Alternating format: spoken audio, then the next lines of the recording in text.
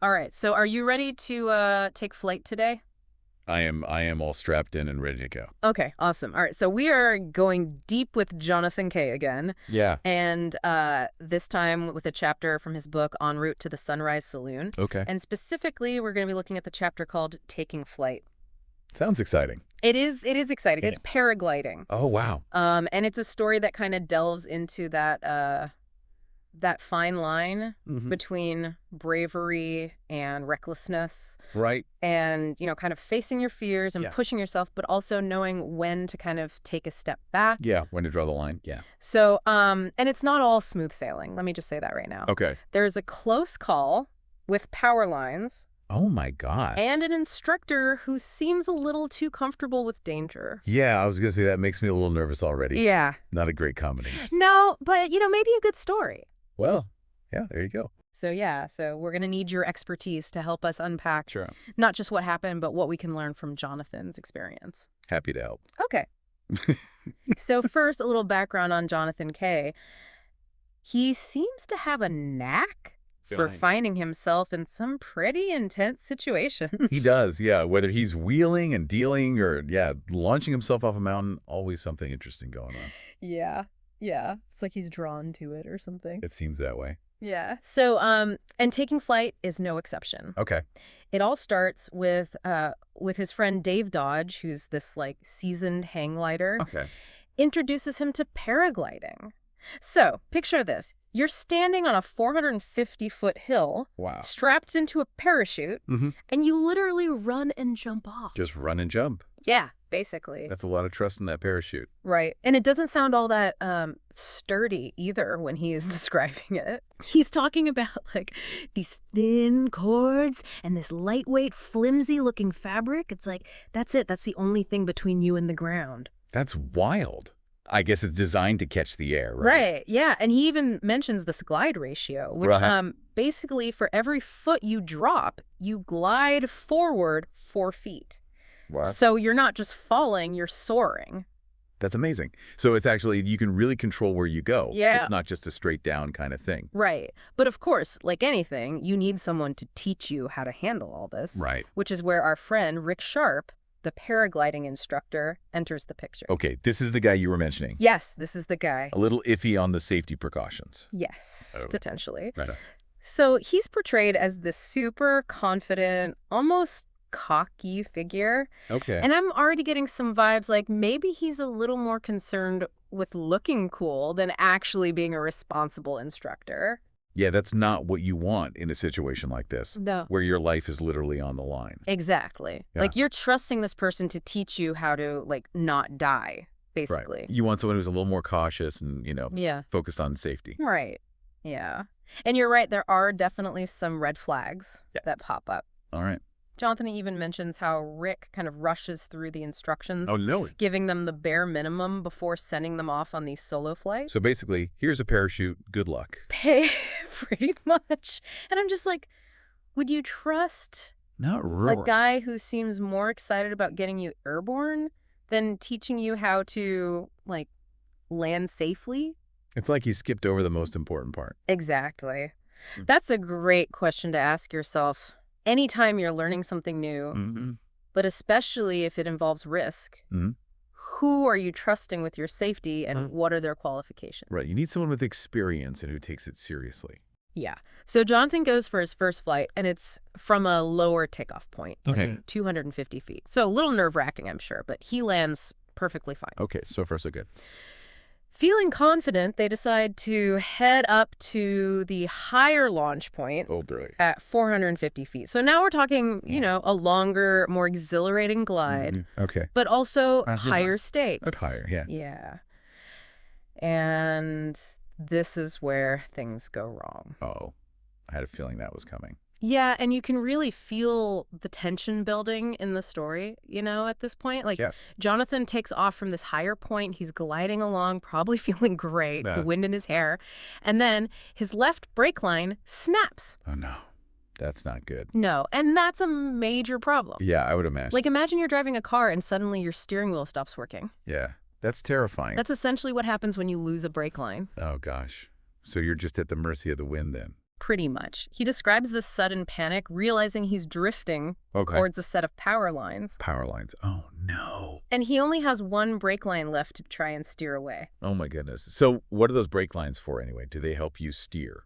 Yeah, they're crucial for control. They Yep. control your speed and direction, like how you turn, how you slow down for landing. So he's basically lost half his control. Basically. Yeah, that's terrifying. So does he hit the power lines? Oh, I'm on the edge of my seat here. Well, luckily he remembers something from that like rush training Okay. about using what's called the rear risers for control. Rear risers? Yeah, those are the straps that connect to the back of the parachute. Okay. He manages to use those to steer away from the power lines at the last minute, Wow. narrowly avoiding a potentially fatal accident. That's incredible. Talk about a close call. I know, I can only imagine the relief when he finally landed. Yeah, I bet. But here's the kicker. Rick strolls over, takes a look at the broken brake line, Yeah. and casually says, "Oh yeah, I've been meaning to replace those." Oh my gosh, are you serious? Yeah, dead serious. That's unbelievable. Yeah. He just shrugs it off like it's no big deal. It's like he doesn't even grasp the gravity of the situation. Yeah. That's so irresponsible. It's insane. Completely. I mean, it makes you wonder how many other corners he's cutting. Right. Like, what other safety precautions is he ignoring? And that's the question we're going to delve into next. How do we choose the right people to learn from? Yeah. How do you spot those red flags before you find yourself in a situation like that? Exactly. That's a really important question. It is. So we'll dig into that right after this. Okay, so we're back, and we just left off with that pretty shocking revelation about Rick's response to Jonathan's close call. Yeah, that was a tough one to hear. Yeah. You know, you would hope that after an incident like that, someone would really, take a step back and reassess their approach to safety. Right, and like especially when you're dealing with something as potentially dangerous as paragliding. Exactly. You're responsible for other people's lives. Right. You would think that would be a wake-up call. Absolutely. But, yeah, that doesn't seem to be the case here. Not at all. Seems like Jonathan was definitely right to walk away from that situation. I think so, too. But here's where things get even more Oh, boy. interesting. Okay. About a year after Jonathan's close call, Rick himself crashes into the side of a mountain Oh, wow. while paragliding in Mexico. Oh, no. It took hours to rescue him, and he faced a long and difficult recovery.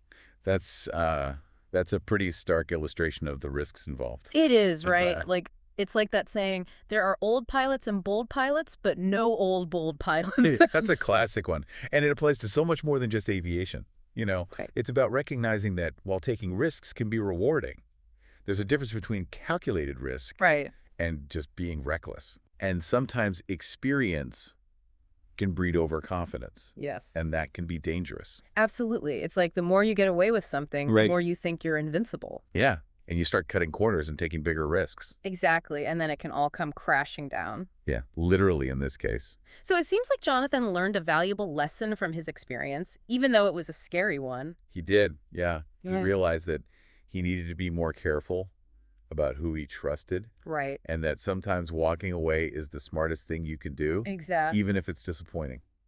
And it seems like Rick, unfortunately, didn't learn that lesson until he faced some pretty serious consequences. Yeah, it's a shame that it had to come to that, It is. but hopefully he learned from it. Yeah, and hopefully others can learn from his story, too, without having to go through the same thing. Absolutely. Right, because it's like, why reinvent the wheel when you can learn from someone Yeah, who's already figured out how to build a car? that's a great analogy. So we've got this wild story of paragliding, a close call with disaster, and a reckless instructor who ultimately faces the consequences of his actions. Right.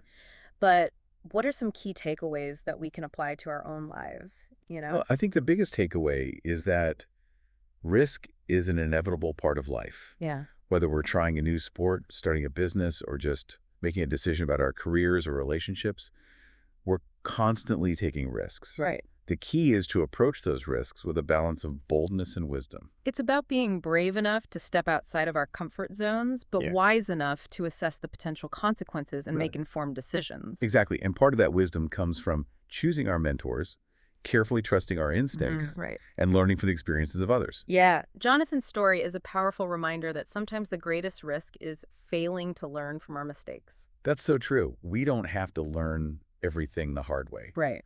We can benefit from the wisdom and experience in others who have already navigated those tricky paths. Yeah. Absolutely. And that brings us to this idea of second chances Oh, okay. and the possibility of redemption. Okay. Because Jonathan mentions running into Rick years later at a paragliding event Oh, what? and noticing that he's still walking with a cane, a constant reminder of his accident. Yeah. It's a sad image, but it also suggests that Rick is still involved in the sport he loves, Mm. albeit perhaps with a newfound respect for the risks involved. That's an interesting perspective. Mm. It makes you wonder if Rick's accident changed him, Yeah, if it forced him to confront his own recklessness and find a way to move forward right. with a greater appreciation for safety and responsibility. Exactly. And it's a reminder that even when people make serious mistakes, there's always the possibility of growth and change. Yeah. I love that it's a hopeful thought. It is. And it's something that I think we can all hold on to both for ourselves Yeah. and for the people around us. Absolutely. So we've talked about paragliding risk mentors and the possibility of second chances. Mm. But what does all of this mean for you, our listener, So we've been talking about Jonathan Kaye's paragliding adventure with Rick, and it's got me thinking, what calculated risks do you take in your own life? Oh, that's a good question. Yeah, and how do you find those mentors who can guide you without, steering you into a ditch or in this case into a power line? Yeah. That's a crucial question. And it's something we should all be thinking about no matter what field we're in or what stage of life we're at. Right. And one of the things I've learned over the years is that true mentors don't just tell you what to do. They Yeah. guide you. Mhm. They challenge you, and they support you in finding your own path. Yeah, and they admit when they don't know something, Right. Exactly. and they're willing to learn alongside you. Absolutely. It's a partnership. It is. It's not about having all the answers. Yeah, it's not a one-way street. Right. Exactly. It's like a good mentor isn't afraid to say, hey, I don't have all the answers, but let's figure this out together. Exactly. Yeah. They see themselves as partners in the learning process, not as all-knowing gurus. And they genuinely care about your well-being and your success. Yes. That's so important. They're invested in you as a person, not just in what you can do for them. Absolutely. It's Yeah. about that human connection. Right. It makes you think about those people in your own life who have helped you along the way. Hmm. Maybe it's a teacher, a coach, a friend, or even a family member, those people who saw something in you and encouraged you to grow and develop your potential. Those are the relationships worth cherishing, Mm-hmm.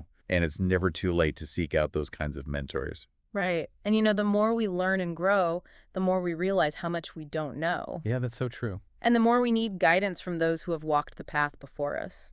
Absolutely. Think of it like this. Why reinvent the wheel when you can learn from someone who's already figured out how to build a car? Yeah, or a plane or a paraglider. Right, exactly. So as we wrap up this deep dive into taking flight, I think the message is clear. Embrace risk, but do it wisely. Mm. Choose your mentors, carefully trust your gut, and never stop learning.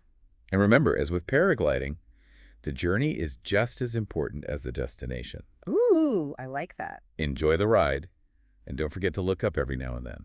That's fantastic advice. Thanks for joining us on this deep dive. Been a pleasure. Until next time, keep exploring, keep learning, and keep taking flight.